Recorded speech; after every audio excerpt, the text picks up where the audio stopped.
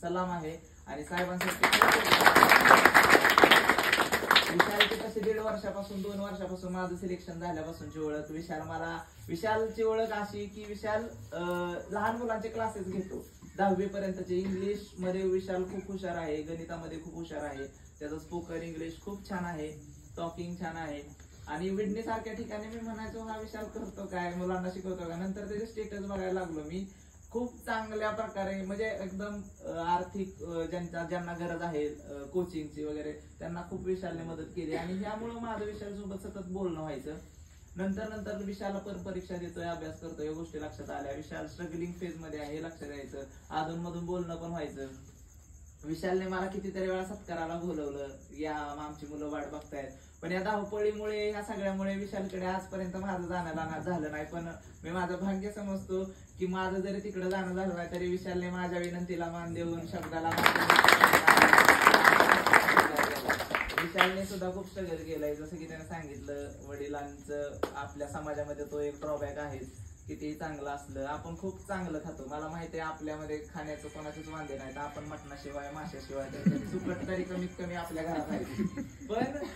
पण ही एक लाभलेलं खूप मोठं समाजाला हे आहे की ड्रिंकिंगची सवय, दारूची सवय ही त्याने सुद्धा भोगली. आपण सर्वांनी दाजीने सांगितलं आपण सगळ्यांनी भोगतोय आपण.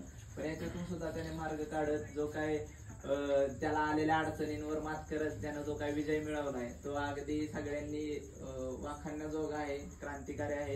तर पुन्हा एकदा माझ्या वतीने सर्वांच्या वतीने विशालचं खूप खूप क्वालिफाय नाही झालं. बघा 2021 ला इंटरव्ह्यू देणारा माणूस 2022 ला प्रीच क्वालिफाय नाही झालं. 2023 ला परत अभ्यास केला, प्री क्वालिफाय झालं, मेन्स क्वालिफाय झालं. सगळ्यांना फोन केला. शेवटी मग प्रतीक आडव साहेबांना फोन केला की म्हणलं साहेब असा विषय आहे तुम्ही मला सांगा इंटरव्ह्यूचं काय. तर ते म्हणले फील्ड वेगळं आहे पण जिथे इंटरव्ह्यूला म्हणजे कॉन्फिडन्स लागतो काय लागतं ते सगळं सांगितलं त्यांनी. म्हणजे खरंच त्या माणसाला मानावं लागला की वेळ दिला त्यांनी मला,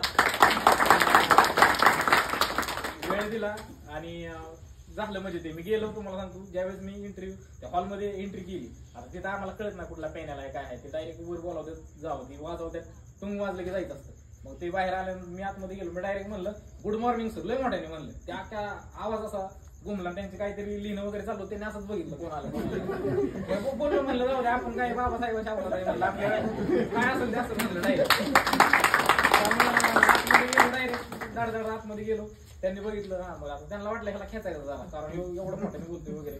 तर मी गेलो. आता तिथं कसं सीट डाऊन म्हणल्याशिवाय बसायचं नसतं ते मला माहित होतं. मी म्हणजे पूर्ण तयारी करून गेलो. म्हणलं केलं तर फायनलच करायचं नाहीतर म्हणलं आता असं हाकलून यायचंच नाही मागायला.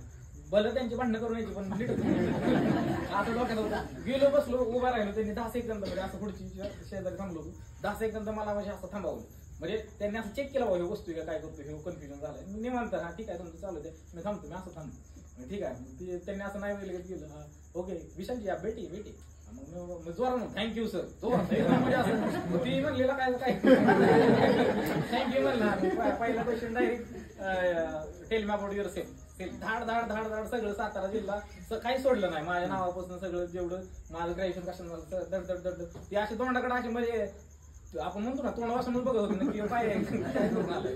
ती झाल्यानंतर अजून एक क्वेश्चन विचारला तो तर माझ्या टप्प्यातच आला होता. दाडाचीच उत्तर दिलं त्याचं पण त्यांना कळालं ही म्हणजे इसमें कुछ तो बात आहे म्हणजे काहीतरी. मग शेवटी इंटरव्ह्यू वगैरे झाला लो क्वालिटी इंटरव्ह्यू गेला आणि शेवटी मग ते म्हणले की विशालजी आपका इंटरव्ह्यू बहुत अच्छा हुआ आपके रिझल्ट के लिए बेस्ट ऑफ लक. तिथं मला कळालं की ग्रीन सिग्नल आहे आपल्याला 100%. बाहेर आलो प्रतीक आडव साहेबांची आठवण आली बरं का मला की त्यांनी सांगितलं तू कॉन्फिडन्स नव्हता उभ्या होऊन अजिबात तू बिंदा जायचं कॉन्फिडन्स उत्तर द्यायचं. म्हणजे अक्षरशः खरं म्हणजे प्रतीक आडव साहेब चेष्टा नाही करत. तुम्ही सांगितल्यामुळे मी तेवढा कॉन्फिडन्स दाखवला होता. म्हणलं एक वाईट खूप नाही आणि मी ठरवलेलं आता जर नाही झालं तर कधीच होणार नाही आपलं म्हणलं. त्यामुळे फायनल करून एक तर म्हणलं भांडून तरी यायचं नाही तर टॉप मध्ये तरी यायचे. म्हणजे भांडून म्हणजे आता म्हणतो ना भांडून म्हणजे त्याचा अर्थ असा की फड नाही जाय आपल्याला म्हणजे जायचंय म्हणजे हीच करून यायचे. तिथं कसं आपलं जेवढं वय आहे तेवढा त्यांचा एक्सपिरियन्स असतो म्हणजे ती म्हातारी लोक असतात. आणि 2021 ला मला सांगितलं की एक जण होता अरे मला काय नसतं म्हातारी लोक असतात काही पण बोलून द्यायचं असतं. मी गेलो त्याच माझी माइंडसेट बघा माइंडसेटला मॅटर करतो त्या माइंडसेटने गेलो म्हणलं म्हातारी असतात आपल्याला बोलू आपण जायचं. त्यांनी मला 5 मिनिटाला हाकलून झालं नाही सिलेक्शन 2022 ला हे. मग नंतर विचार केला म्हणून साहेबांना वगैरे फोन केला सगळ्यांकडून गायडन्स घेतला ह्यावेळी सगळ्यांकडून. मग डायरेक्ट बिंदास गेलो, तसा एक्सपिरियन्स आला, बाहेर आलो, खुश होऊन आलो, सगळेजण घाम पुसत आलो, आपण फुल हसत बिसत खाली आलो आणि अभ्यास बंद केला, इंटरव्ह्यू दिला आणि अभ्यास बंद केला. मग एवढा कॉन्फिडन्स असायला पाहिजे, बंदच केला अभ्यास. नाही म्हणलं आता पुढचं नेक्स्ट रिझल्ट लागल्यावर काय असेल ते. आणि मी घरी सांगून ठेवले की माझं 1 तारखेला आपल्याला डीजे लावायचा, डीजे कुठला ठरवायचा डायरेक्ट सांगितलं होतं घरच्यांना, लावायचं 1 एप्रिलला रिझल्ट लागणार आहे. वडिलांना बी सांगितलं, म्हणलं तुमची दारू सुटणार आहे, 1 तारखेला आईला म्हणलं तुझं काम सुटणार आहे आणि तुम्हाला म्हणलं बघा म्हणलं तिथनं पुढे. मग ती त्यांना कळा नाही ही येड्यात काय करायला असं. मग ती झालं 1 तारखेला रिझल्ट लागला. आई अक्षरशः आता साहेबांनी व्हिडिओ बघितला, आई रडत होती सगळी, म्हणजे वडील वगैरे ही ती. मग आता वडील बी लेवलला आलं, वडील तर छाती ठोकून म्हणलं माझा वर्ग अधिकारी आहे, विषय संपला. म्हणजे अख्ख्या गावात म्हणजे राहताना म्हणजे ते की बाबा हाय. मग तिथून त्यांनी दारू वगैरे स्टॉप केली. जर दारू सोडायची असेल ना, म्हणजे कोण दारू पित असेल ना, तर कुठलं औषध नाही काय मिळेल, त्यांच्या पोराने काहीतरी सिलेक्शन होऊन टाकलं.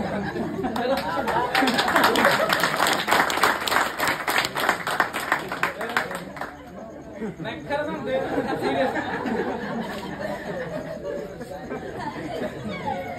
मित्रांनी साथ भरपूर दिली ह्याच्यामध्ये. आणि सगळ्यात महत्वाचं म्हणजे जे विकास जगताप यांचं मी नाव इथे घेऊ इच्छितो, यांना पण माहित असेल पुण्याचे ते, त्यांनी खूप साथ दिली. त्यांनी तिथं म्हणजे 29 एक्झाम एवढं मला सहन तिथं करणं जोक नव्हतं त्यांना, पण ते त्यांनी केलं रिक्षामध्ये सोडायचं वगैरे. म्हणजे असा एक्सपिरियन्स होता. आता सांगण्यासारखं भरपूर आहे, पण आता वेळ पण भरपूर झालाय, त्यामुळे मी एवढं सांगतो आणि थांबतो.